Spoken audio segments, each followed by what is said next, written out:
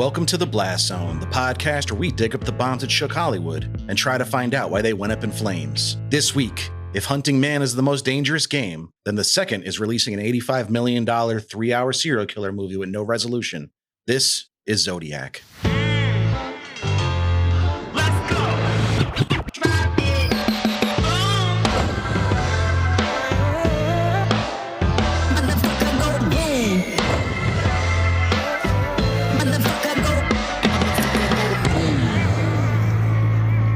Welcome to The Blast Zone. Welcome to The Blast Zone. We are not a podcast about bad movies. We are a podcast about movies that did badly. That's right. I'm Jon Drake, in-house film critic of my Letterboxd account. And I'm Ian Dukes. I'm a person with thoughts and feelings, and some of them are about movies. Movies like Zodiac, which we're talking about today. Very exciting. But before we get into that, Ian, how are you doing this week? Well, you remember last week that I said that I broke 700 completed tasks on my to-do list and that I was going to make a concerted effort to slow my life down. Well, the following week wrapped up and I did 740. But there's some positive news. I'm trending this week towards closing out the week high 600s. So basically, I'm having like a staycation here. I'm bad. I'm being so lazy. That still sounds like a lot of tasks. I'm sure you're aware of that. Yeah, I couldn't really slow my life down, but I don't know. We don't control the throttle of our own lives. Some other higher power is screwing with that trolley. In the words of the great Ian Malcolm, life finds a way. It finds a way to fill my days with a lot of crap. Yeah. I am having a better time because last night I took an excursion down to good old New Haven. There was no blood in the streets in the city of New Haven, but there was music. I went to see The National, one of my favorite bands. Oh, those are your boys. Yeah, I love them. Sad White Guys. Come on. Doesn't get any better than that for me. But they were awesome. Oh. Me and my wife Jamie went. She accompanied me and humored me. She likes them, but she doesn't love them like I do. Okay. They sounded great. I'd seen them once before at an outdoor venue in Forest Hills, Queens. I didn't love that show. I felt like the decibel level was too low because it's in kind of a residential area. Oh. It was easy to kind of lose your focus on the music. Like you could just talk to people around you at a regular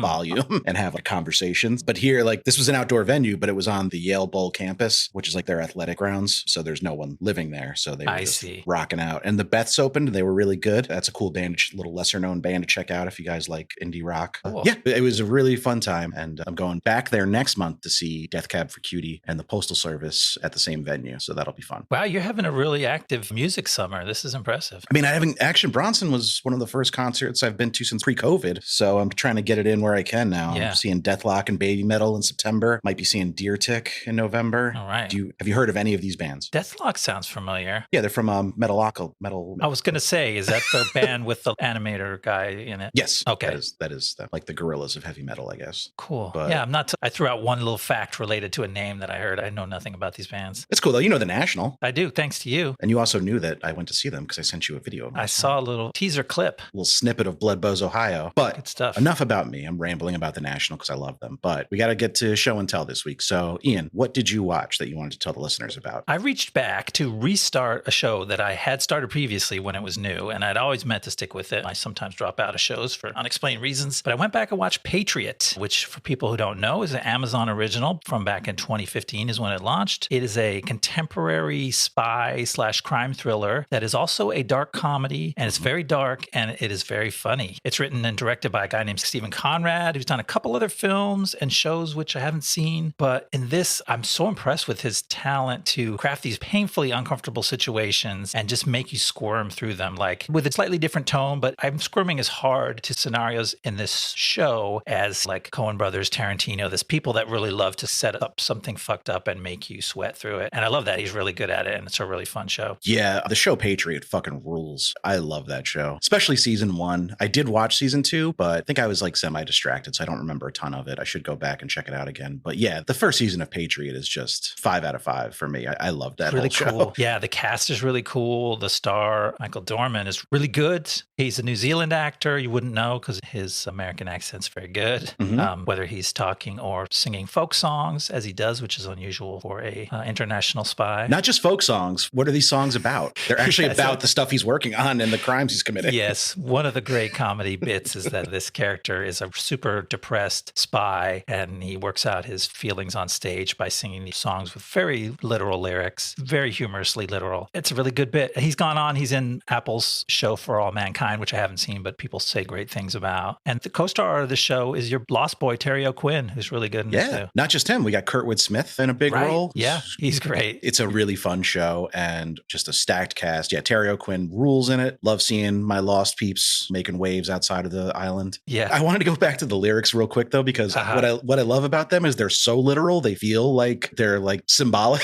If a passerby heard them, they probably wouldn't think twice about it because it just sounds like some Bob Dylan nonsense, you know, like word salad. Yeah. Great show. Really well made. If you guys have Amazon Prime streaming and are looking for an underrated show, highly recommend Patriot. I'm going to try to stick with it this time. I'm going to recommend another show, a newer one this time. And if you follow me on Twitter, you probably know what I'm going to say. I got super high the other night. Actually, in some personal news, I'm taking a long, maybe permanent break from marijuana. That's exciting. That's neither here nor there. But I got high and I couldn't think of what to watch because I just finished rewatching Lost and I was like, I don't want to watch Zodiac again. So I was like, what am I going to throw on? And I threw on Twisted Metal. Oh, wow. The Peacock Twisted Metal show. I went into it with the lowest of expectations. And man, this show is a blast. It is so much fun. It's juvenile and silly and violent and it looks expensive as fuck, but you can't stop watching it once you get into it. And I was a fan of the games, particularly Twisted Metal 2. I played, for many, many hours. Yeah, me too. There are a few homages to the games in there. Some characters are lifted, some locations are lifted, but the protagonists are Anthony Mackie as John Doe and Stephanie Beatrice as Quiet, and they are a fun pair. Will Arnett plays Sweet Tooth, just the voice. Neat. He's great in it. Like, I love what they did with the Sweet Tooth character. Our boy, Mike Mitchell from Doughboys, has a sizable role, probably like one of the biggest roles in a big budget production I think Mitch has ever secured. So good for him. Yeah, it's a meaty role. And he gets to show some range for a change. I feel like he's always kind of playing the doofus. Like, just like one-liner kind of comedy. That's cool. We love to see the Spoon Man succeed. Yeah, love the Spoon Man. Love the Burger Boy too. Really recommend it, whether you were a fan of the game or not. And I know the creative team behind it is the Deadpool guys. Oh, yes. I would say it's not as overtly, like it doesn't break the fourth wall like Deadpool did. Okay. Which I appreciate because that was a hallmark of the Deadpool comic books. Sure. So it wasn't like they just invented it, and that wouldn't really apply to the Twisted Metal games. But it is irreverent humor and silly, but there are some emotional stakes, and those scenes, few and far between they may be, are handled well. That's really heartening to know because we're in this era where it starts to seem more and more cynical, various IPs getting exploited, especially toys and games in this time we're in. So to see an old game get brought back, especially one that you have some emotional connection to, and for it to not be an embarrassment, but itself would be an accomplishment, but for it to actually be a good show is pretty cool. Yeah, I'm not going to say it's going to win any Emmys. Okay. It knows what it is. It's not reaching for the stars necessarily, but if you want fun, action, gore, laughs, it's got all that. I'm going to check it out for sure. All right. Now it is time to talk about probably my favorite movie we've ever covered on the podcast. Probably my favorite movie that qualifies for this podcast. Yeah, it's big. I think it's my second favorite movie. Wow. Zodiac, which I absolutely adore, but that can't just be the whole episode. So why don't you? So now you kind of mentioned at the end of last week that you only watched Zodiac semi-recently for the first time, right? Yeah, I was trying to think back where my head was at when this came out, and I guess it just kind of missed me. In my defense, more than one good movie came out in the year 2007. Best movie year ever.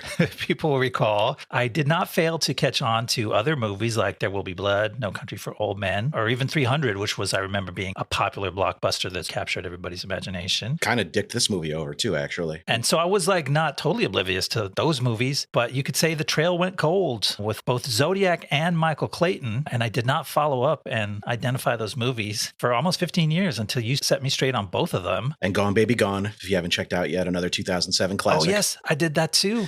Yeah. No, now I know. I'm tracking down cold cases here and solving some major crimes. It's awesome. Yeah, great stuff. So you mentioned 300. I saw 300 in theaters. Okay. Probably opening weekend. I did not see Zodiac in theaters. I saw Zodiac when it came to DVD because that's how long ago it was. It was DVD, not even Blu-ray. But I was just immediately sucked into it. I bought the Graysmith books and read them. Oh, cool. It got me into this whole researching the Zodiac case thing. Not like Robert Graysmith researching. I read 2 books and probably went on Wikipedia a handful of times. Yeah. But it didn't like upend my personal life. But I'm drawn to this movie every year or so. I just want to throw it on, even though it's not action-packed. It's not propulsive. It's not necessarily like a comfort watch. No. But it kind of is a comfort watch. And maybe we can parse out why, but it'll take some doing. It's a big movie. There's a lot in it. And we do have to pull apart because it does a lot of things at once. It does all of them pretty well. it doesn't do any one thing in a way that is dumbed down enough to really sort of, like, you could see why it didn't win the public's favor, especially in a noisy, crowded year like that with all kinds of really flashy and like Transformers shit was coming out. Pirates movie was still dropping. I forgot which sequel that was. I think it was at World's End. That was the highest grossing movie of the year, was a Pirates movie. Yeah, there was a lot of flashy competition. A Harry Potter movie was out that year, Order of the Phoenix, which is a big one of the better ones, I think. I mean, crazy how it was both a year for Oscar movies, just an incredible year for that, but also the biggest franchises of the last 20 years had these giant installments, and then new big things like 300, which came out of nowhere and just captured everybody's imagination. This movie, you could tell why it couldn't compete, but it's a bunch of really cool movies in one. It's big, it's long, it's a little bit overstuffed, but it's really enjoyable. So we'll try to crack it. I reckon it had poor word of mouth too, because the cinema score is not great. It's a B-, which doesn't sound that bad, but like everything gets an A or A+ in the movie. So B- is really like a D, because audiences were probably confused by it. They thought they were going to see a slasher movie, but there's really no violence after the first hour. It's kind of front loaded with all the action. That's true. And the violence is weird. And it comes in Isn't weird, it? It comes in weird hints and splashes. And it's all stuff that David Fincher is great at, but it's not a 4-quadrant movie, as they say. It's a movie by and for white dudes, kind of. For sure. It's playing to a certain audience, older white dudes who kind of remember the Zodiac. Not that I was alive when it happened. I read enough about it to be familiar by the time the movie came out. I knew who the Zodiac was. I also knew he wasn't caught. I wonder how many audience members didn't realize that when they sat down in the movie theater and they were a little disappointed when they walked out. And even if you knew that, you might go, well, it's a Hollywood movie. They got something good planned for the end that's going to wrap it up Hollywood style. And Fincher's like, no, I really don't. That's kind of my point here. Kudos to him for sticking with his guns. Yeah, ambiguity is the point, and we'll talk about it when we go through that part of the movie. I love the way he brings it home, but it's not very conventional. He did say in an interview, and I can't remember who the interview was with, so I apologize, but that the movie's not about the Zodiac killer. It's about obsession and the different forms it takes and how it impacts people's lives, which when you view it through that lens makes a whole lot of sense. But also, even if you were going to say, I'm going to narrow it down to that, if you were the kind of director who had tight studio control telling you what to do, they would go, pick a story, buddy. You got two. Right. You got an obsession story set in a newspaper office, and you've got an obsession story set in a police headquarters. Pick one, but he didn't. He's like, no, I'm doing them both. And he did them both damn well. Do you want me to get into the making of the movie? Yeah, let's hear how he made all these crazy decisions. If you listen to our Black Dahlia episode, then you'll know that project was originally going to be a star-studded David Fincher miniseries. He could not agree with the studios on particulars, and so the project was rejiggered into the Brian De Palma noir thriller we ended up with. But Fincher was going to make his California serial killer epic one way or another. Robert Graysmith has written 2 best-selling books about the Zodiac killer that terrorized the Bay Area of California in the late 60s and early 70s, and was interested in seeing a movie based on those books. He sold the film rights to Shane Salerno, who had worked on the scripts for Shaft and Armageddon, and later Savages and all 11 Avatar sequels. Salerno made a deal with Touchstone Pictures for them to produce the movie, and Stuart Hazelton was brought in to do a rewrite. The script was meant to be about the Zodiac killer resurfacing in Los Angeles years after his initial rampage, which sounds fucking terrible. I don't know, sounds kind of scary to me. Lucky for us, the project languished and the rights were once again up for grabs. Screenwriter James Vanderbilt, scribe of previous episode The Rundown script, had read Zodiac in high school and after a chance meeting with Graysmith, was once again interested in the history of the case. He wrote an adaptation of Zodiac and Graysmith's follow-up Zodiac Unmasked and brought it to Mike Medavoy and Bradley J. Fisher of Phoenix Pictures. Graysmith, Fisher, and Vanderbilt were now a united front trying to get this movie off the ground, and they knew just the director for the job, David Fincher, who knew a thing or two about serial killer movies. Slay King. With Fincher's schedule cleared up due to his dropping out of Black Dahlia, he was on board. Growing up in Marin County during the first Zodiac murders, Fincher was keenly aware of the effects that the killings had on society and was eager to explore it. Fincher, Fisher, and Vanderbilt essentially conducted their own investigation into the killings before beginning production, interviewing witnesses, people who knew some of the suspects, retired and active law enforcement who had worked on the case, the 2 surviving victims, and the mayors of San Francisco and Vallejo. Then they started drinking heavily and moved on to a houseboat. Eventually, Warner Brothers and Paramount agreed to co-finance the film, as they gave Fincher more freedom than his initial choice of MGM was willing to. With a $65 million budget confirmed, Fincher was ready to start casting, and he turned to an unlikely source for input, Jennifer Aniston. She endorsed both Jake Gyllenhaal and Mark Ruffalo, having worked with both in the past. Fincher had already been considering Gyllenhaal for the role of Robert Graysmith, and he was now convinced he was the right man. He approached Mark Ruffalo and offered him the role of Dave Toschi, which Ruffalo initially declined. declined. After Fincher confirmed rewrites were being done to the screenplay, Ruffalo relented and joined the cast. That's my secret, Finch. I'm always joining the cast. Robert Downey Jr. was cast as crime reporter Paul Avery, and Anthony Edwards as William Armstrong, Toschi's partner and an important figure in the case's history, as his note-taking is responsible for a vast majority of what is known about the investigation. Filming began on August 8, 2005, with locations including Vallejo, Ontario, Southgate, and Los Angeles, California, but all was not smooth. Fincher had earned a reputation as a taskmaster on sets, requiring his actors to do upwards of 70 takes for some scenes. Gyllenhaal and Downey made statements during interviews outlining their frustrations, while Ruffalo defended Fincher. That's my secret, Jake. I'm always defending Fincher. The long shoot caused the budget to balloon to a reported $85 million, but the filming was completed and it was time for editing. This was also a matter of some contention. Fincher had final cut privilege and handed in a 3-hour and 8-minute version of the film initially. Paramount asked Fincher to shave some time off, and he complied, giving us the 157-minute version we're most familiar with today. They asked for more cuts after that, but he just told them no. Come on, guys, there's plenty of cuts in the knife murder scene. Released on March 2nd, 2007, the film was an immediate hit with critics, but less so with audiences, opening in second place with $13.3 million, as Wild Hogs took the top spot. That's not fair. There's like 30 to 50 of them. It received a cinema score of B-, indicating audiences were frustrated with the film's pace and lack of resolution, and this poor word of mouth, coupled with the record-breaking release of 300 the following week, led to a 51% drop. It would continue to post 50% drops until it eventually limped out of theaters, with $84.7 million worldwide, a clear bomb. The film's only gone up in estimation since then, though, with it now being considered one of the best movies of the 21st century.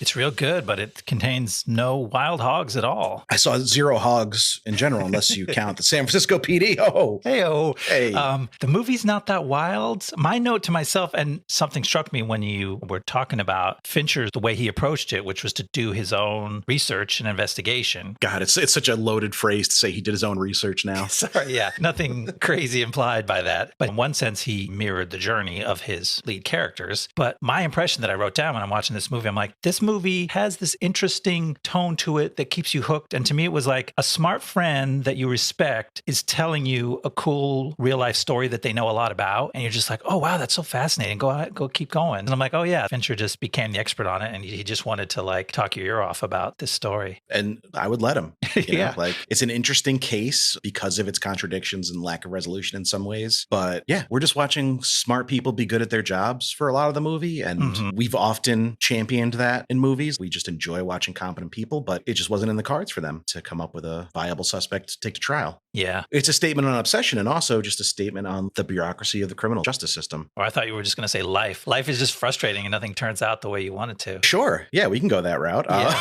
I don't know. I could ramble forever. So why don't we just start going over the plot and I can ramble about Okay. specific things. There's a lot to ramble about specifically. So here we go.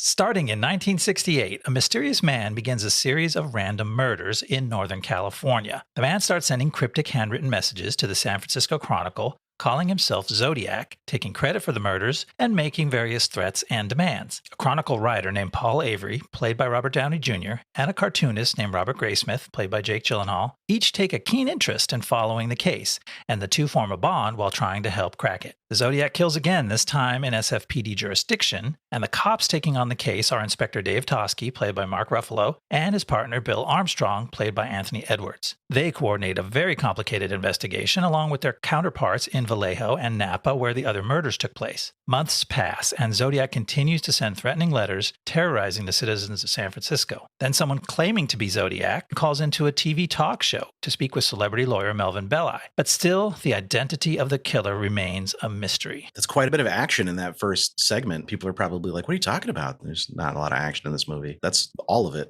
like, more or less. This is all the action you're going to get. There's several self-contained murder scenes, each of which is its own little vignette that's gripping, and Fincher certainly shines when he's showing you murders. The Lake Berryessa murder is one of the most horrific things I've ever seen on screen.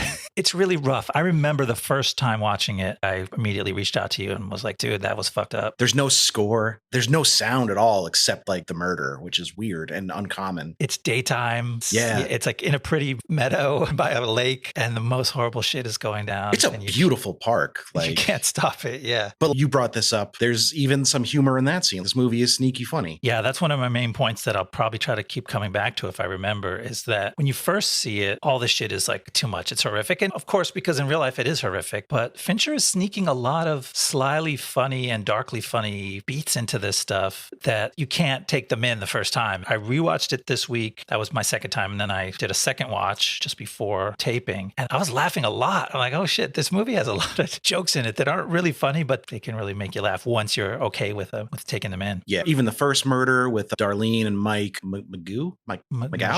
They pronounce it kind of French. Yeah, Mike Mageau, played by Lee Norris, Minkus from Boy Meets World. Oh, okay. Which I thought was an interesting choice. But even that scene has some jokes. Like these kids shoot a firework at the car and he screams out in this very prepubescent tough guy voice, like, fuck off and die.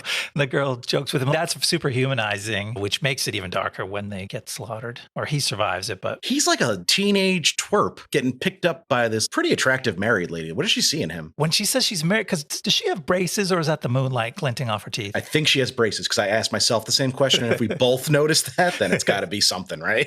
It's a really weird setup. So actually you can get very distracted and lost in this story of two people in this American graffiti setting, cruising through the drive-in and then up to the lover's lane. And they're pretty like unique. It's not totally cookie cutter. Like, what is this relationship? Who are these young people? And then and she seems to know who's in the car, which is like another layer to it. I got that vibe. Like she wasn't surprised necessarily to see a car like following them and being creepy. Yes. She seems to know something, which they confirm later. Yeah, I didn't even realize that. But like I noticed that she has a weird reaction. And now that you say that, obviously by the end of the film, they dig up a reason that explains that. Yeah, I don't know if we'll remember to get to it, so we could just tell them now. Like an interview with somebody else shed some light on the fact that Darlene was scared of one of her regulars at her diner job who showed up at a house party right before not right before she was killed, but a couple weeks before, I think. Something like that. He wasn't invited to, but he showed up anyway and made everyone uncomfortable. She recognized him and the boy thinks they're being robbed. Doesn't he say, get out your wallet? Like he thinks this is like... Yeah. Or maybe he thought they were cops because the flashlight. Oh, yeah. Show your driver's license. There's all kinds of just really slick and spooky and ambiguous shit going on that adds depth to it and adds horror to it when the fucking Hurdy-Gurdy Man song starts playing. The fucking Hurdy-Gurdy song by Donovan. This song, I think I heard it, like maybe I'd heard it on the radio, like on a long car ride with an older relative before, but like this was the first time I really noticed it. And I can't imagine anyone listening to the song and not just being creeped out immediately. It's weird. It's so fucking creepy. It's very hard to explain in the way that a lot of 60s psychedelic music will just latch on to a weird concept and run with it in a stony kind of way. But when Fincher makes it the theme song for the Zodiac Killer, it really gets weird. And it works. It works so well. Yeah. It kind of starts the movie. It ends the movie. It pops up, I think, one time in the middle. Just who would have thought the lyrics, roly-poly, roly-poly, roly-poly, roly-poly, could be so threatening? They put a chill down your spine. Fun tidbit about this song. First of all, George Harrison helped write it. 3 of the 4 members of Led Zeppelin played on it before they were Led Zeppelin. Well, that gives it a satanic imprint right there. That could explain the whole thing. Donovan couldn't say whether or not John Bonham played on the finished version of the song, but like he was in the studio and like messing around while they were recording, so something might have shown up. But John Paul Jones and Jimmy Page definitely played on it. Yeah, it has some really cool guitar that takes it from this psychedelic folk, which is kind of light, and then this heavy guitar comes in, and then these tom fills. It's a really interesting song. Definitely worth going back and listening to. That kind of guitar work you can only achieve if you've locked a teenager in your mansion and are forcing her to stay there against her will. Oh, Lord. Don't read Hammer of the Gods if you want to like Jimmy Page as a person. Yeah. He's not a good guy. Anywho. Yeah. But speaking of the murders, before we move on from that section, one of the things that's also disarming and disorienting about this movie, it seems like at first like he's a killer who goes after couples. Right. But then all of a sudden he's not. And like he was a shooter and then he's stabbing people. Everything is different. And it's part of what sort of throws you off track from thinking you know what's going on. He's killing young couples with guns, then a slightly older couple with knives, and then an older cab driver by himself with a gun, and then a young woman who doesn't realize is a baby in another fucking horrifying scene. That's also then out of character because it's a whole elaborate setup. I guess the Lake murder kind of has an elaborate ruse built into it, so you can see some similarities in his MO there.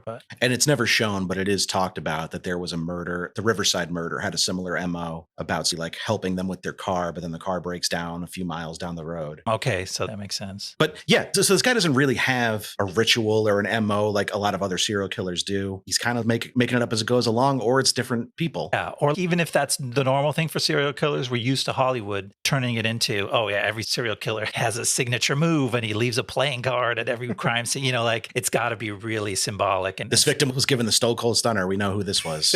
No, that's not usually how it works, I don't think. Serial killers do have trademarks, I would say. Like Son of Sam, he had the 44 caliber killer. Yeah. And Zodiac has his letters and his ciphers. So that's the one thing that stays the same, even when the crimes are different. And when he's reaching for crimes that are not even things he did, he just loves writing letters to the paper. He just wants a pen pal. Think about how much of this could have been solved. He also seems like an idiot based on his letters and the way he talks to people. But he must have been crafty, if not intelligent, to stay undetected for so long. Yeah, I mean, he fools a bunch of characters that we find quite appealing in this, starting with the newspaper guys. Robert Downey as Avery, who you think is kind of going to be the lead character on this, and it doesn't last the whole movie, but it's the first guy to take a passionate interest. Apparently, Avery is where the movie got most creative because Avery and Graysmith didn't work together on the case. They both worked at the Chronicle, but like they did their own separate investigations. Avery was not this rock star wisecracking. He was more of just a good reporter. And he apparently was not destroyed by the unresolved nature of the case, like the movie tries to portray him. He went on, he was a huge part of the Patty Hearst kidnapping case. He did the majority of the reporting on that when he went to the Sacramento Bee. And so he had like a good career. Like they made it seem like his fall from grace was like immediate and pretty severe, but it wasn't really like that. I see. But I wonder how much of that is just letting Robert Downey Jr. cook. He's cooking in this. He's being Tony Stark. And like, I don't know that, I got to be careful what I say here. I don't know that Robert Downey Jr. is a good actor in the sense that he can inhabit a completely different person and become them. I feel like he's always Robert Downey Jr., even when he's fucking Sherlock Holmes. Yes. But he's really good at it and it's fun to watch, but you know what you're getting when you see him pop up. And he delivers. If you like that, which I do, then you're going to enjoy his repartee with Graysmith and the SFPD. He's being RDJ in this, and my qualms with him connect directly to what you're talking about. Oh, you got qualms? I do. Sorry. Because he's doing the bits, but they didn't feel grounded. I'm like, we don't really know who Avery is outside of a guy who just taunts Graysmith. And it becomes clear that Graysmith is the real hero and he's the one that takes us through to the end of the movie. So Avery is just a parallel character or temporary sidekick for him. So my complaint with the Downey character in this is it didn't feel like a real person. It didn't feel like they had grounded him enough. He was just stepping in and doing his bits, which was fine. It worked for what the movie needed to achieve. It's kind of weird when we find out that Graysmith is concerned he might be in danger, being set up for an ambush, that Avery has a wife, at least at that stage of his life. Oh, okay. He wanted to call his wife to make sure, like, has she heard from Paul? Because he's going to visit this guy in Riverside and could be an ambush. That's a good example of where the character wasn't fleshed out on screen. Yeah, I would have assumed he was a bachelor up until that. Like, everything else in the movie, except for that one line, really paints him as a bachelor. Yeah, he seems to live between the Chronicle office and the bar across the street. Like Morty's. He has no home life that we know of. I wonder if Morty's is still there. All right, so let's go over the rest of the cast because this is a pretty decent cast here, you might say. Yeah. It's got Mark Ruffalo as Dave Toschi. Yeah. Dirty Harry himself, for the listeners that don't know. I didn't know. Dave Toschi, the real person, was the inspiration for the Dirty Harry character in the Dirty Harry movies. That is wild. But you wouldn't really guess that based on this movie. Based on this, it makes me wonder, did he do other things publicly that inspired such a sort of loose cannon type of guy? Because here he's a grump. I think Ruffalo does a great job playing him because he's kind of an asshole to people, or at least a real cranky guy. But somehow we still like him because he's competent and his heart's in the right place. He's trying to solve murders and he doesn't want to be bothered with other shit. Yeah, he's not like an asshole. He's just gruff. And he's still likable because he's Mark Ruffalo. Yeah. He likes animal crackers, which is like endearing. Yeah, that's a cute touch.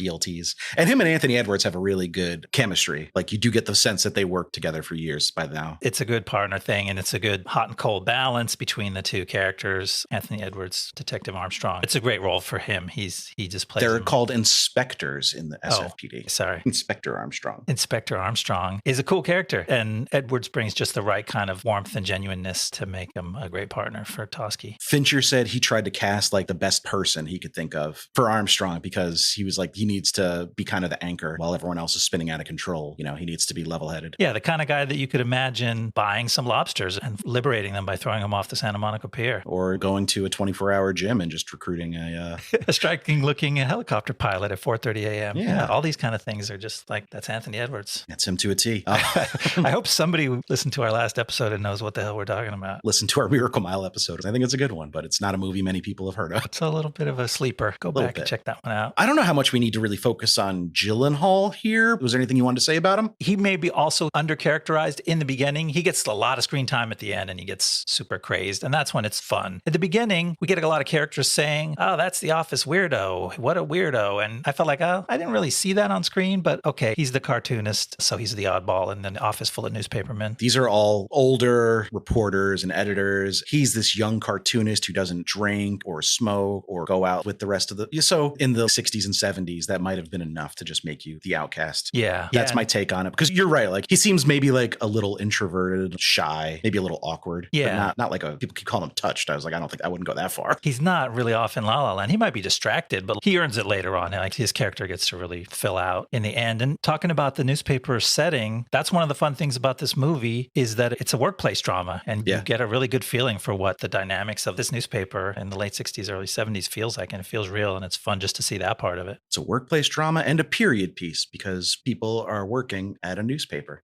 And that's how you know it's a period piece. Yeah, an old thing. They used to have those. It's also a workplace drama in the sense of following the police because this case spans many years, many detectives, inspectors, and many departments. He killed in a few different jurisdictions. So we get those fun scenes of people being like, you were supposed to fax us this handwriting analysis. If you want us to send you these witness statements we got back in 68, you got to give us this. Like, everyone's always bargaining and like, oh, I'll fax to you. We don't have a fax. Like, Fincher's interested in that aspect of the case too. And he doesn't come out and say, maybe people had their shit together more. We might have been able to solve this thing. But people are finding out important information like months, years after it was available to somebody else who maybe didn't have all the information to contextualize it and use it the right way. He does a nice job demonstrating just how challenging that was. And it's not even that anybody faced resistance. Right. You've got these cool guys, these other characters. How do we say his name? Elias Koteas. Elias Koteas as Sergeant Jack Mullinax over in Vallejo. Great cop name, Jack Mullinax. Jack Mullinax in Vallejo is super cool. Casey Jones himself. And so is Donald Logue. I fucking love Donald Logue. Donald Logue is super cool. He's the captain over in Napa? In Napa, yeah. The police captain in Napa's got to be a cushy gig, right? That's a cool gig. Oh, this person ate my grapes on my vineyard. Oh, no.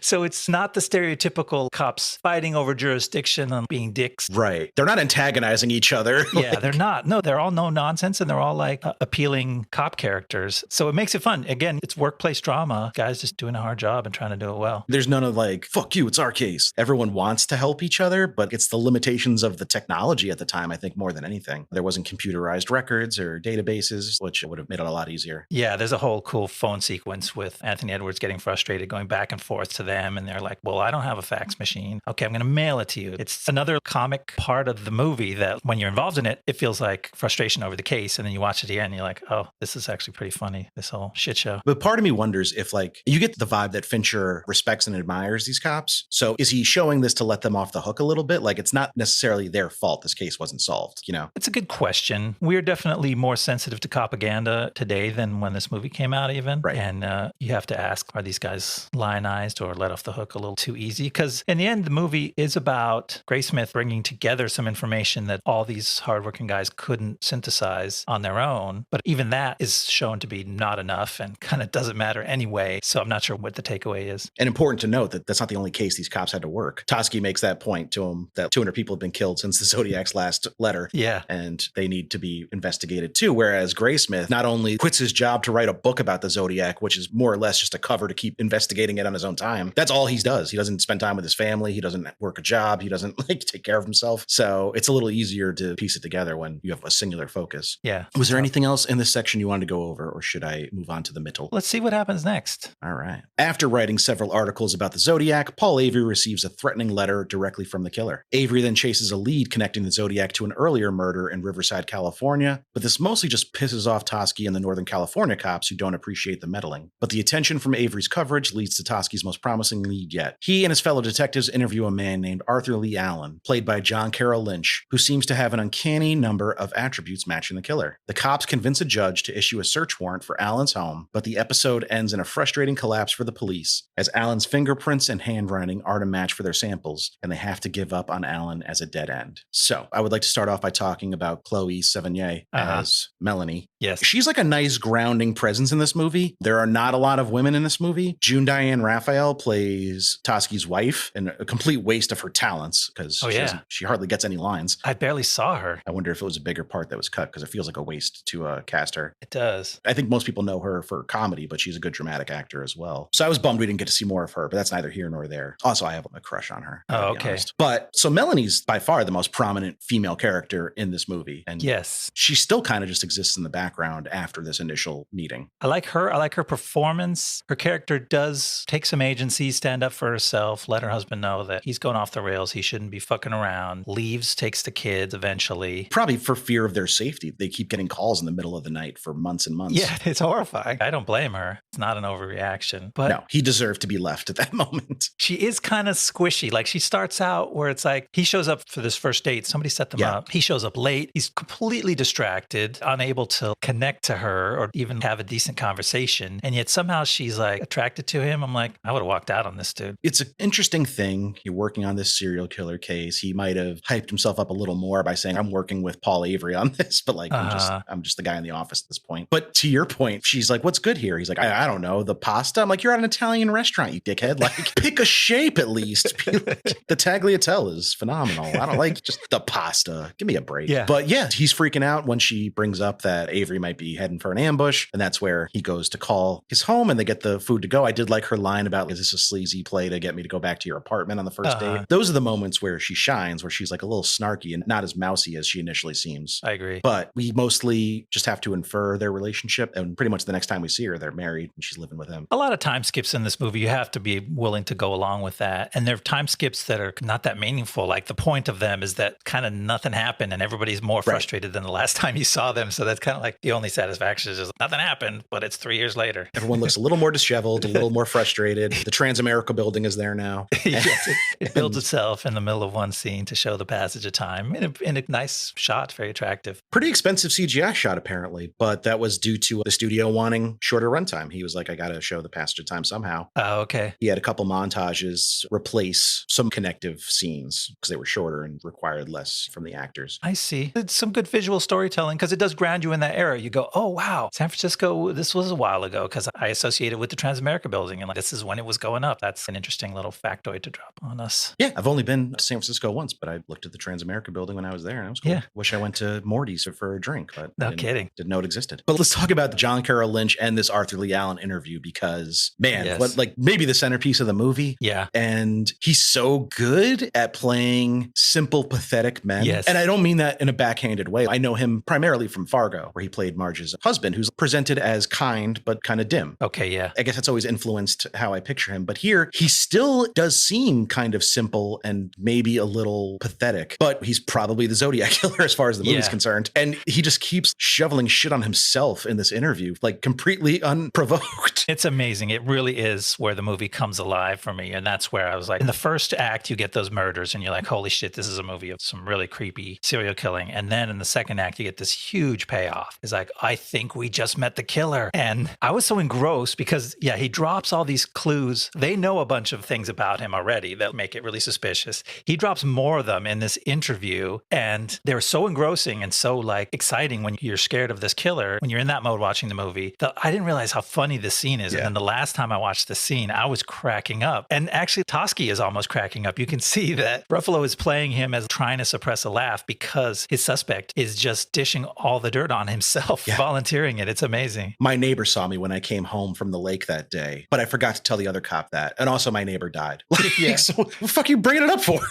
And also maybe he told you that he saw some bloody knives in my trunk, but I have an explanation for that. I was killing a chicken that I was eating for dinner. And then he's wearing a Zodiac watch. It's like with the symbol on it and everything. It makes you wonder, wait a minute, it's like too crazy, but you're like, this movie seems pretty authentic to the reality of the case. Is this all real or is this where it's going Hollywood? But I still assume that all that stuff was true about Arthur Leigh Allen in that interview. I believe that was true. The way I've read it is that Graysmith and by the property of osmosis, Fincher had a hard on for Allen and just kind of had a hard time looking past a few of these things. But there is an equal number of things that disqualify him and not just like the physical evidence, like the handwriting and the bullets that they didn't really shed light on in the movie because they wanted you to think it's Allen. Yeah. Which is tricky when you're dealing with real people, even if they're dead, you know? It's a bold move, but it makes sense because, and you don't realize it, but in the end, you find out, oh, it's really Graysmith's movie. At first, you're like, this could be Paul Avery's movie. This could be Dave Toschi's movie. No, it's Robert Graysmith's movie, which obviously makes sense. He wrote the books. Fincher decided to keep him as the main character. And yeah, it really does take on his perspective. It lays it on thick on Arthur Leigh Allen. And if he wasn't the Zodiac, you know, forgive us all for piling on because it sure does seem like he was. Also, apropos of nothing, but Zodiac watches are like thousands of dollars. Are they really a nice thing? I don't really know anything about them. They're an expensive watch brand. Because I was like, oh, it's a nice looking watch. I wonder what it, like if Zodiac's still in business. They are, but I think the cheapest watch is $1,500. Oh, okay. It's not crazy high end like a Rolex, but it's not a Casio either. Yeah. Which is just weird because we find out how this guy lives. It's not in the lap of luxury. No, he claims it was a gift from his mom, though, right? That was his story. Yeah, from a couple of years ago. From slightly before the first Zodiac killing, strangely enough. But yeah, when we do meet him, there's a fake out, right? Like they have this interview and you're like, oh my God, they found the killer. They're going to bring him in. And then they get rebuffed. Judge doesn't even think it's enough evidence to I think do the a search DA warrant. the DA wouldn't even bring it to the judge. Like The DA, okay. And then later, again, time passes, 9 months or something, a year. And they go, oh, he's living in a new city now. We can bring it to a different DA and judge. And then they get a search warrant and they go to his creepy trailer home,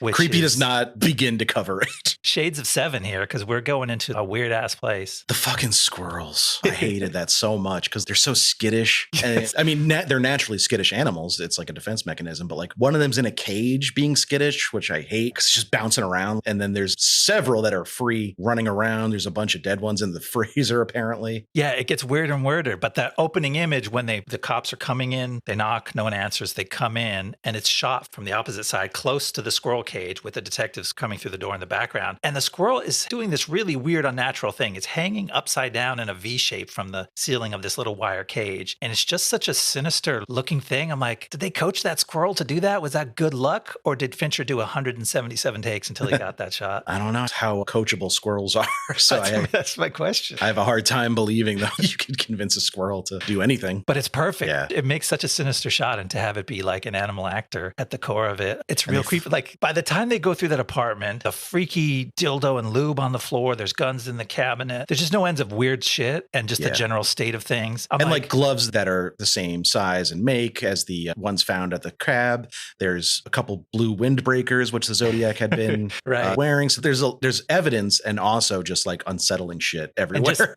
Whoever it is, even if he was not the Zodiac, living in this state, in this trailer, find something to arrest this guy on because he is just a creep. Yeah. Animal cruelty? Can we get him off the streets? You could, maybe. But then no other than Arthur Leigh Allen himself pulls up in a tiny little, what was it, like a Thunderbird? Oh, I think he's in a Carmen Ghia, isn't he? Oh, okay. Before my time. But just a tiny car for a hulking man with the most absurd fit I've ever seen. He comes out of this wearing these like vertically striped shorts and a Hawaiian shirt. A weird shirt and shorts that are almost like, is he just in his boxers? Right. They do mention that someone saw him take off from the house just before the cops got there. So yeah, did he flee in his boxers and then come back? Who knows? Why come back though if you knew they were still there, if you don't want to see him? But Toschi does say we're not leaving here until he comes back. Yeah. So he would have been waiting a long time. But yeah, I'll find a picture of this fit and I'll put it in the show notes because it's worth checking out. Yeah. It's something to see. So you had an interesting question here that the movie preemptively answered before you had a chance to really get on your soapbox about it, which is that a lot of this movie hinges on a since mostly debunked pseudoscience of handwriting analysis. It's the thing that frustrates the detectives over and over. We can't get the handwriting to match. Disqualifying so many suspects on handwriting. Yeah. And they keep going back to Philip Baker Hall, who makes a really powerful, authoritative figure in a movie like this. Of course. And they set him up as like the master scientist. Get out of my office. You're not even allowed to talk while I'm doing my science. And I'm like, that seems like shady science. Right. Didn't we debunk this stuff? And then eventually through the course of the movie, the character kind of debunks himself. He drinks like Paul Avery now. They literally say that about him. A few times. It comes up a bunch. And like earlier in the movie, the cool, exciting clue is his handwriting doesn't match, but then they find out he's ambidextrous. He can actually write with his right hand when he wants to. And the expert goes, I haven't seen what his right hand looks like, but in my 35 years, I've never seen anyone do anything different with their right hand, so it couldn't be him. You know, set him free. And all this kind of really frustrating stuff, which is perfect for driving the cops crazy, but it does make you question it. And then later on, he goes, yeah, actually, maybe you could write different with your other hand. I don't know. He's like, what do I know? Later on when he's a drunk. Toschi goes to his protege and is like, hey, just in your opinion, is this possible? And he's like, I don't want to go on the record and like betray my mentor. So it's a tough spot for this junior handwriting analysis guy. But he's like, yeah, it's totally possible to have different handwriting with two different hands. And then they marshal some other evidence where a psychologist says, if you were a crazed killer and you dissociated and adopted a different personality, that could explain why your handwriting changed. But I'm like, that's flimsy because we never had any evidence that the Zodiac killer disassociates during his killings. That's true. He never said anything about, I wasn't in control. He's always like, I like killing people. Somebody says something, but maybe that's not the Zodiac anymore. That's the fake Zodiac who calls into the TV station. All that guy says is he gets headaches, and when he kills, they go away. Oh, okay. He screams and says that was one of my headaches. It makes him seem crazier, Yeah. but then they go, oh, that probably wasn't him. That call came from a mental health facility. There's a brief mention of another call from a couple weeks earlier that probably was him. Yeah.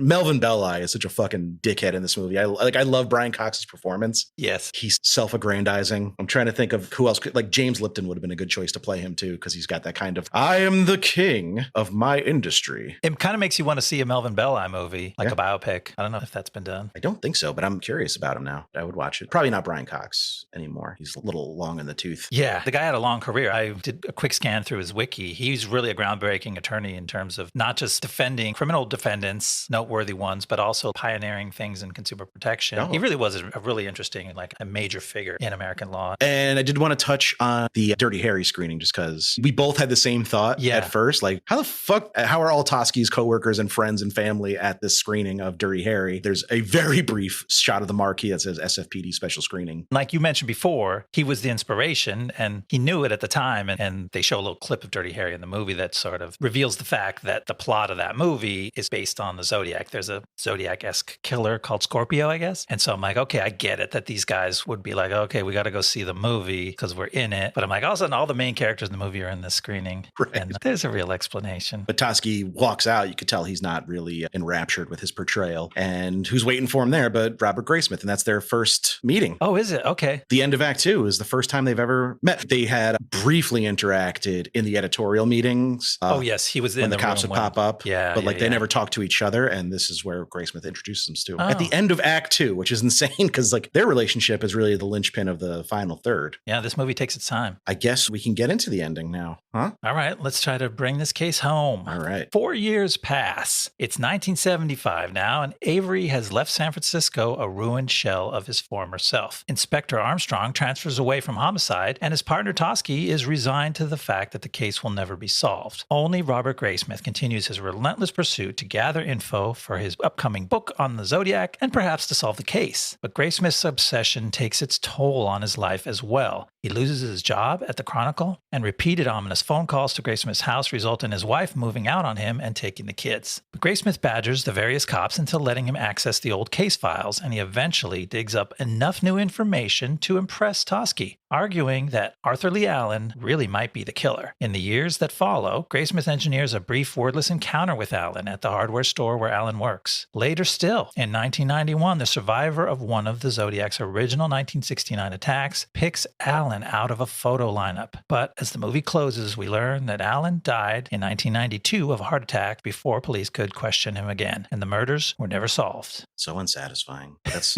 how we're supposed to feel. Okay. Avery's living on a boat. That's cool. It's sad. Downey plays a good, sad, fucked up drunk. Lashing out, but you could tell it's because he hates himself and Yeah. Ooh, fun question. Have you ever had an Aquavelva? No. I kind of want one now. I've used the actual Aquavelva, the aftershave. Have you? No, I've never used aftershave. I feel like it's been out of vogue for the entire time I was old enough to shave. That's true, yeah. I'm old enough to have held in my hand a bottle of Aquavelva, which is that same color as the drink named after it, which, like, we set up that Robert Graysmith doesn't drink, except he drinks Aquavelvas. And he drinks a lot of them when he's with Paul Avery. They get fucking wasted in that scene. It's a fun scene. That kind of humanized Avery for me a little bit when he drinks, because he's drinking whiskey neat or some manly drink, and him and Graysmith have a back and forth about it, and he tries it, and he doesn't like stonewall him. He's like, yeah, this is great. And they're drinking it the rest of the night. But I'm assuming it's just blue curacao and some juice, right? That's the one thing that a bar would have that could turn a drink that color. All right, I'm going to Google it. Hold on. Vodka, gin, lemon lime, and blue curacao. Okay. So that's not a weak drink. No. That's a strong drink. Jeez. It's like a zombie or Long Island. It's just like liquor on top of liquor on top of liquor. All right. Me and my wife do a thing every Tuesday. We call it Tipsy Tuesday, where we alternate weeks. One of us makes a cocktail and we sit down and try it together and talk about our week. It's a treasured ritual. I think you mentioned that on the show before. You got to do the Aquavelva now. I'm doing an Aquavelva this Tuesday. I'm up this Tuesday. It's going down. Oh, yeah. I've got vodka, gin, and lemon lime soda. I just need the blue curacao, and that is easily obtained. I'm doing it. Yeah. You got to report back. Can't wait. I'll report back, and maybe I'll even tweet a picture of it. Maybe don't drink 8 of them like the guys do in this movie. Don't tell me how to live my fucking life, Ian.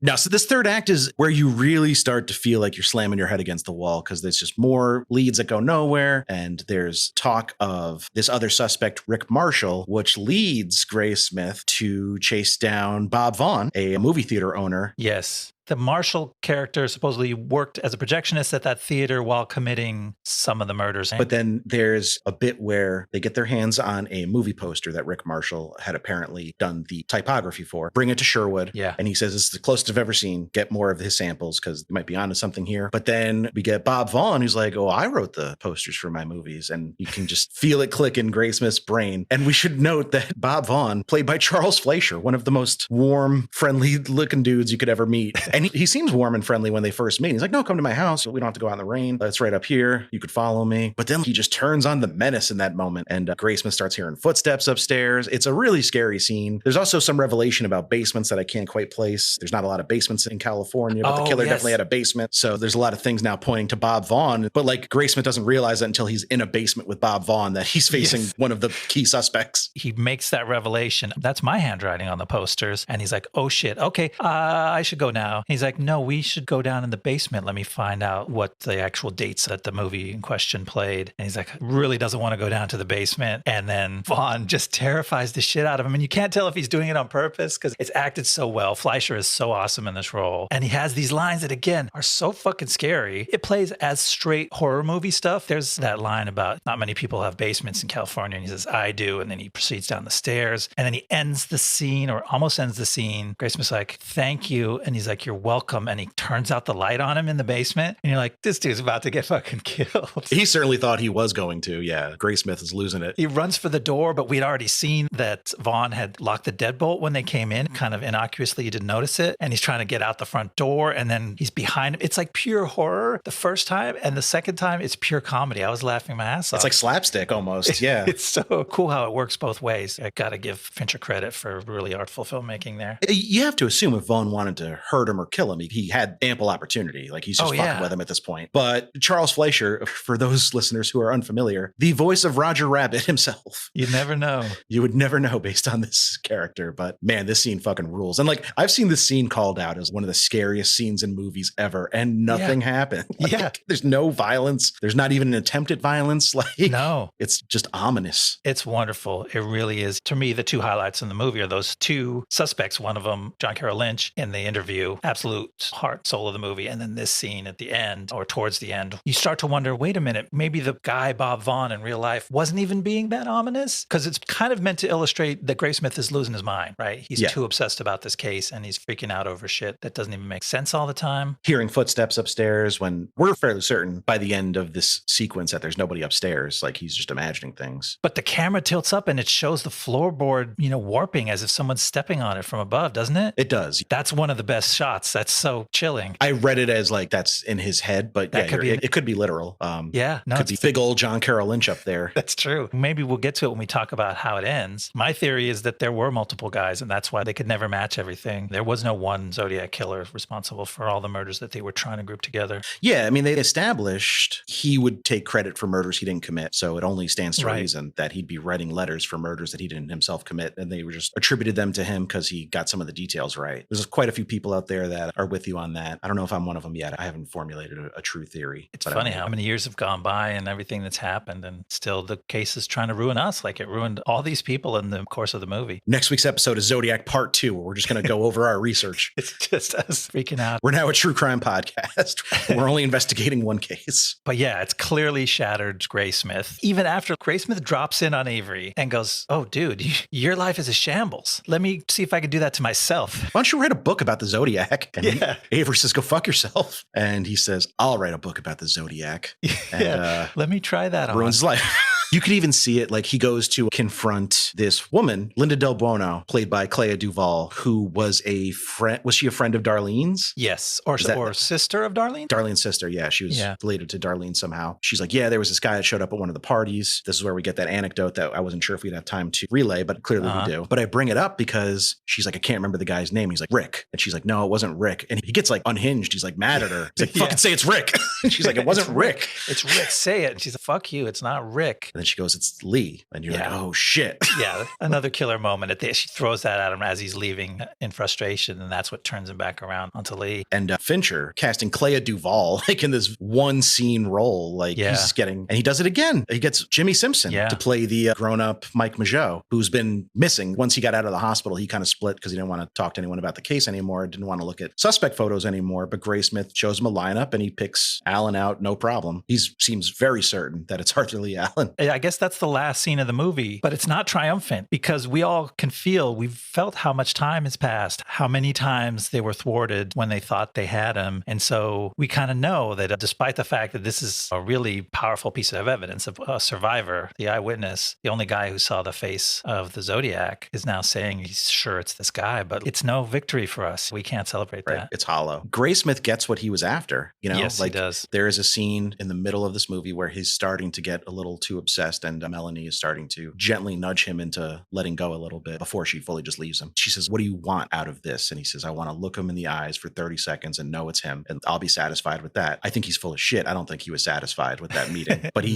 goes to the hardware store where Arthur Leigh Allen is working, and I don't think we get a date, but it's late 80s, I would imagine. It's clearly much later. Like, it's again a time jump. It's before the Mageau picking him out of a lineup, which was 91, but probably not much before that. Right. And they stare at each other for a good 15 seconds, and then Graysmith turns around and walks out, and that's the payoff. Yeah. It doesn't feel like it, but it is. It's the climax of the whole movie. It's wild. And Fincher he's not copping out or taking a shortcut because the case wasn't solved. He did the work early on in the movie to establish that Graysmith just needs to know for sure for himself. Whether or not that's true, you could debate. And it's so beautifully done. John Carroll Lynch was awesome in that interview scene. And here, they don't say a word. And it's semi-slow-mo. He turns, can I help you? And then he looks at him. Who's this guy staring at me? And then the knowing look on his face. And he seems like sad. He seems like kind of happy, right? Like almost satisfied. He kind of smirks. Yeah. He's like, oh yeah, you found me. You know it's me, but you can't do shit about it. It's great. And to me, it was like, even though it's frustrating as the climax because nothing comes of it, it's so meaningful because it bonds us to Graysmith. We're the only other people who've been through it with him this whole time. And we're the only ones who also got to see that look and go, okay, now I got to look him in the eyes. And either I think I know that it meant that he confirmed it for me, or I still have to wonder about it. But it's very personal. It feels like we lived this moment that only we and the main character understood. It is important, but I understand audiences being unsatisfied with it. Yeah, there's some end cards that do more to deflate it. That's the where we would learn that Allen died before they could interview him, and everything else just kind of fizzled out. Everybody's lives went on. Graysmith became a pretty well-known author. He's written a few books.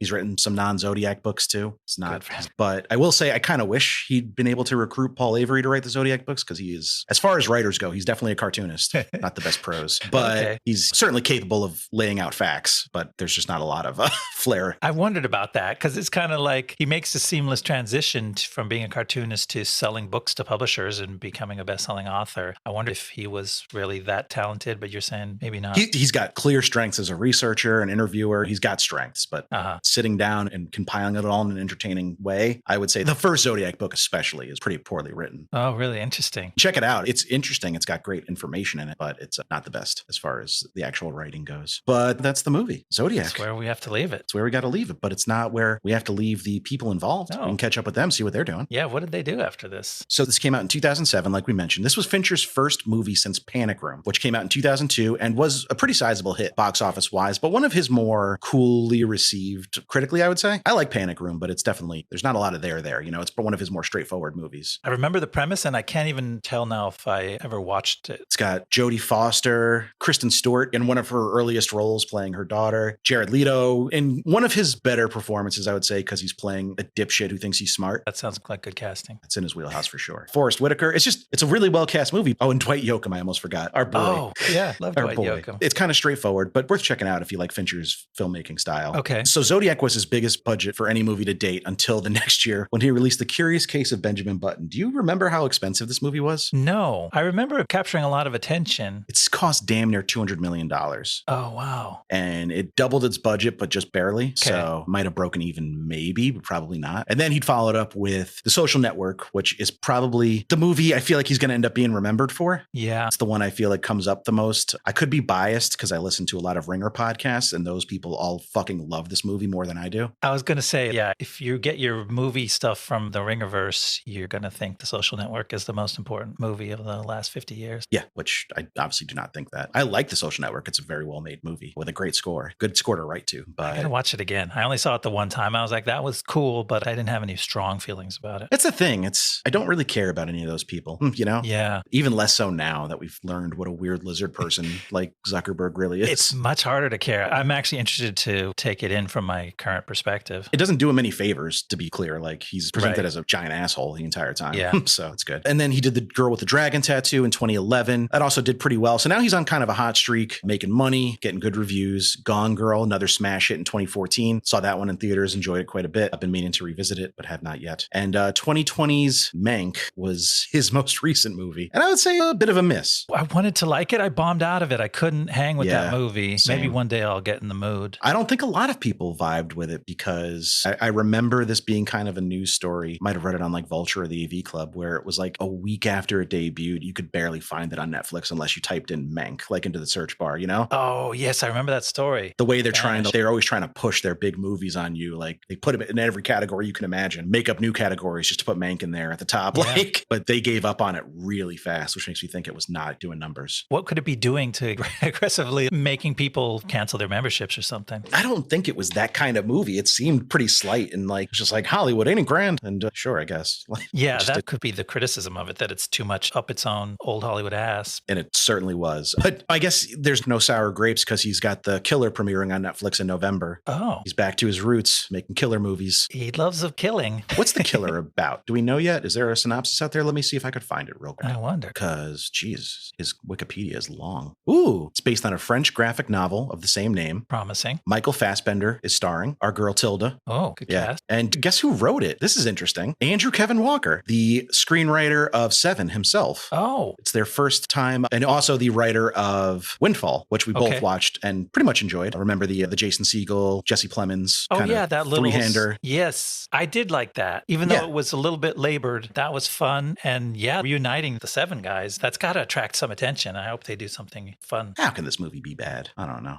I got high hopes. We'll know November 10th. We'll actually know September 10th when it premieres in Venice. We won't be able to see it till November 10th for ourselves. Cool. But he's also done some work in TV. He did House of Cards. He did Mindhunter, which I'm a big fan of, and I really hope they bring it back for a third season eventually, but I'm not optimistic. Okay. And Love, Death, and Robots. He did that Vor show. I know you checked out an episode or two, right? Oh, that's right. That was, each one was its own presenter talking about some aspect of film, and he was the force behind getting that made. Kind of the curator. Yeah. Written by James Vanderbilt, who we mentioned. I was mistaken. This is our third time covering a Vanderbilt. Oh, he really? also wrote Independence Day Resurgence. Wow. So where do we land on the rundown? We kind of liked it, right? We thought it was a little shaggy, but not bad. But it had some fun to it. It had some fun energy, some crazy moments. So he's a strong one with Zodiac. He's got a decent one with Rundown and absolute dog shit with Independence Day. He most recently wrote the Scream reboots, which are pretty good apparently. Ready or Not, which I love. The Murder Mystery series, which you couldn't fucking pay me to watch. And future episode, Ambulance, where he reunited with Jakey G. Oh yeah, I watched the beginning of Ambulance, and someday I'll get to watch the rest. Sure will. I really enjoyed Ambulance. Saw it on a plane, but I won't hold that against it. Ian, you dickbag. You didn't remind me to do the Justified crossover of the week. Oh shit. Justified crossover of the week.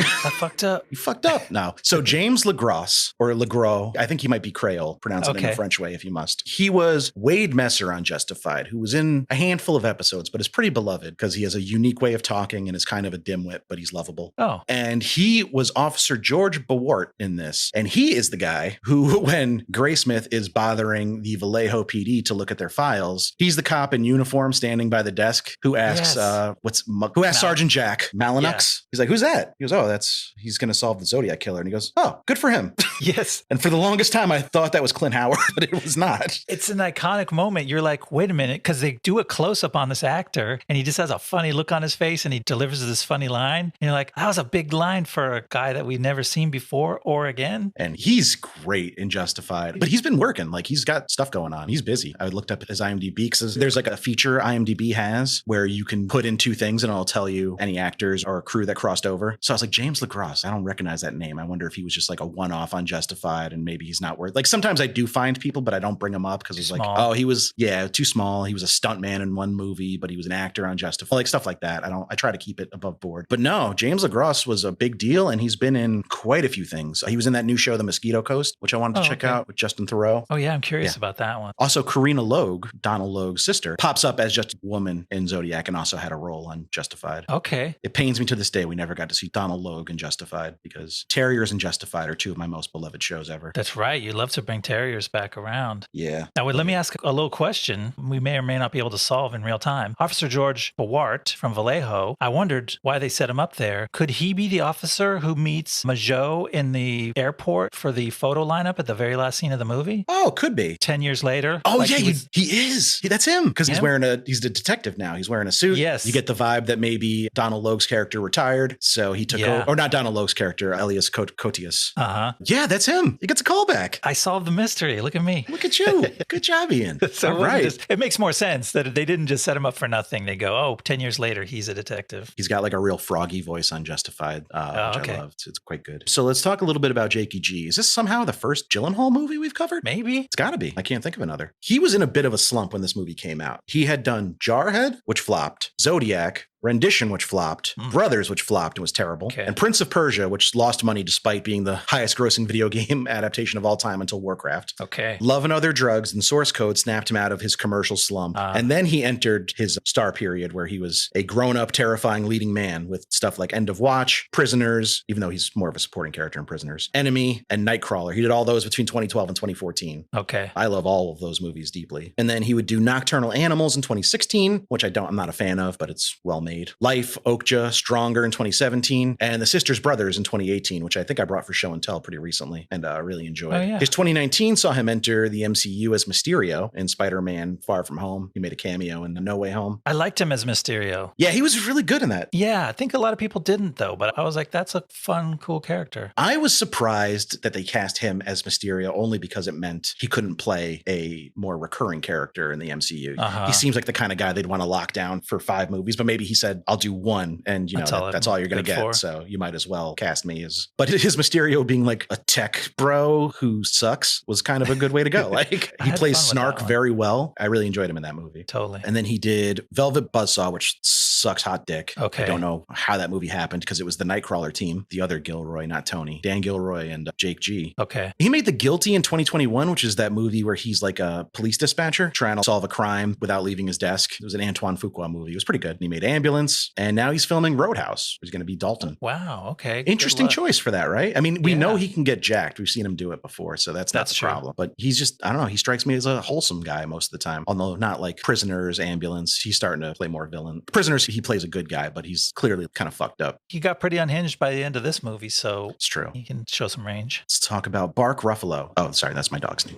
Mark Ruffalo. He was also in a slump. So he made Collateral in 2004, but he's not the star of Collateral. No. Like he's the third lead, maybe. He's a cranky cop in that, right? He's really good in that, though. And he's teamed up with Berg. He gets a better partner in this one. Anthony Edwards seems much calmer. Much better. Yeah, he upgraded. And plus, Berg's dressed like, they're all dressed like fucking sleazy club owners in Collateral, even though they're cops for some reason. They're all wearing like purple sports coats with gold chains. I don't know why, but whatever. His next 3 movies were Just Like Heaven, Rumor Has It, and the remake of All the King's Men, which all got pretty bad reviews and lost money. Then he made Reservation Road, which was a clunker. It sounds like a movie I'd enjoy. It's a neo-noir thriller with a good cast, but reviews were brutal and it made no money. He followed that up with the Julianne Moore drama thriller Blindness, which was another flop. And then The Brothers Bloom in 2009, which was a huge bomb. Wow. But he would get his mojo back in 2010 with The Kids Are All Right, a movie I enjoyed. And Shutter Island. Scorsese pulled him for Shutter Island. He's a pretty big role in that. He's Leo's partner. Okay. And then he joined the MCU in 2012 as Bruce Banner, of course. But he has not had his own Hulk movie yet. There's some complicated rights issues with doing a Hulk solo movie now, but he still pops up. He's popped up as recently as She-Hulk. I know for a fact. I haven't watched anything since that's in the MCU, so he might have been in more stuff. I caught a little bit of him in that. It's funny when you don't realize him and the other guy in this movie were both brought to the big time by the MCU. It made Downey a extremely wealthy man because they weren't sure if this whole thing was going to work, and his deal was so loaded with revenue sharing because they didn't want to pay him a bunch either because he was still considered kind of unreliable in Hollywood because he had such prolific substance abuse problems earlier in his career. But he was in a bit of an interesting spot here because he was kind of coming out of his slump. He'd already done Kiss Kiss Bang Bang, Good Night and Good Luck, and A Guide to Recognizing Your Saints. Those are all like relatively small movies, but they were well received. A Guide to Recognizing Your Saints, I know I enjoy, and my friend Matt does as well, because it takes place in neighborhoods we grew up in. Oh, cool. So that's always a fun watch for me, pointing out landmarks in Queens. But a year after Zodiac, he would release Iron Man, which would kickstart the MCU and would define the second half of his career. He does whatever he wants now. He got rave reviews for Tropic Thunder and Oppenheimer. Yeah. Is he the most famous SNL cast member of all time? What do you think? Oh, It's either him or Eddie Murphy, right? I wonder. Or Sandler? Is Sandler more famous than Eddie Murphy? These are tough questions to answer. Depends if you're talking about right now or over time, cumulatively, or. Let's say you showed a 15-year-old a picture of the three of them. I think they're going to know Downey the most. Yeah, I think you're right. Interesting thought experiment, though. Who's the most famous SNL cast member? People forget Downey because he was a one-season wonder. I forgot him. And he was not very good on it. I think that was like the height of his problems. Oh, okay. But that is Zodiac. Thank you guys for sticking with me through one of my favorite movies ever, because this was a blast. I had so much fun. Yeah. Would you like to know what we're covering next week, Ian? I sure would, because I'm going to have to watch the movie. Good point. After such a heavy, long, detail-rich film, which requires a certain level of analysis, I thought it'd be fun to kick back with like a dumb action movie that I loved as a kid and haven't seen since. So